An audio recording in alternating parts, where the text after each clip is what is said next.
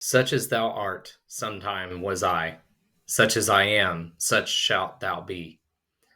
I thought little on the hour of death, so long as I enjoyed breath. But now a wretched captive am I, deep in the ground, low here to lie. My beauty great is all quite gone, my flesh is wasted to the bone.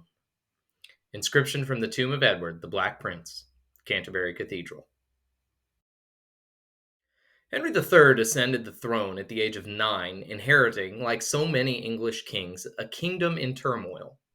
Despite his youth, he worked to consolidate royal authority and centralized power, laying the foundation for England's legal and administrative systems. He differed from many of his predecessors in that much of his reign was spent in England, and he was not distracted by French possessions like his father, uncle, and grandfather. Like his father John, Henry faced numerous baronial rebellions, notably the Second Barons' War, led by Simon de Montfort. Although he initially signed the provisions of Oxford limiting royal authority, he eventually reasserted control. Additionally, Henry III commissioned the rebuilding of Westminster Abbey. He did this because he had taken St. Edward the Confessor, the king whose death had sparked the Norman conquest, as his patron saint, and wanted to honor him by rebuilding the abbey in the new Gothic style. Henry reigned for more than 50 years before passing the throne to his son, Edward I, known as the Hammer of the Scots. Edward continued his father's policy of legislative change by implementing legal reforms such as the Statute of Westminster, which expanded royal authority and judicial efficiency. He introduced the model parliament, incorporating representatives from the clergy, nobility, and commoners, and fostering political unity. And he built castles, lots of castles, fortifying England's defenses against internal and external threats.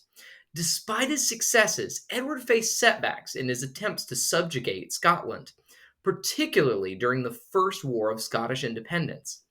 His imposition of heavy taxes to finance military campaigns strained relations with his nobility and his clergy. Edward alienated Welsh and Scottish subjects through harsh governmental policies, fostering long-term resentment.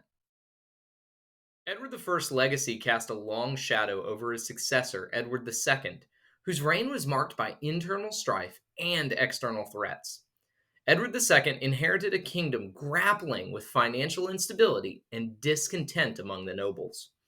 He faced challenges from rebellious barons, as had his grandfather and great-grandfather. Edward's controversial relationship with his favorites, Piers Gaveston and Hugh Despenser the Younger, fueled political tensions. His defeat at the Battle of Bannockburn against the Scots further undermined English prestige. His failure to provide effective leadership during periods of crisis led to military defeats and territorial losses. Eventually, his wife, Isabella of France, together with her lover, Roger Mortimer, deposed Edward, placing their son, Edward III, upon the throne. The king died in captivity, and it is likely, though not certain, that he was murdered. His son, Edward III, ascended the throne amidst political instability and economic challenges. His reign, however, marked a period of resurgence and glory for England. Edward pursued an aggressive foreign policy, asserting English dominance at the start of the Hundred Years' War against France. English victories at Crécy and Poitiers cemented his reputation as a formidable warrior king.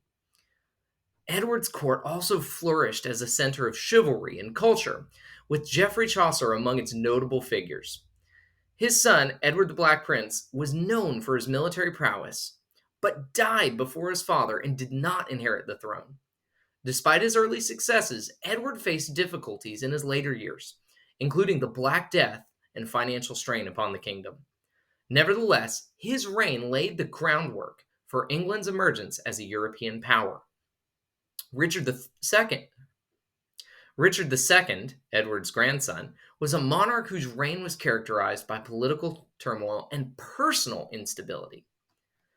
Ascending the throne at a young age, Richard faced challenges from ambitious nobles, most notably the Lords Appellant, who sought to limit royal authority.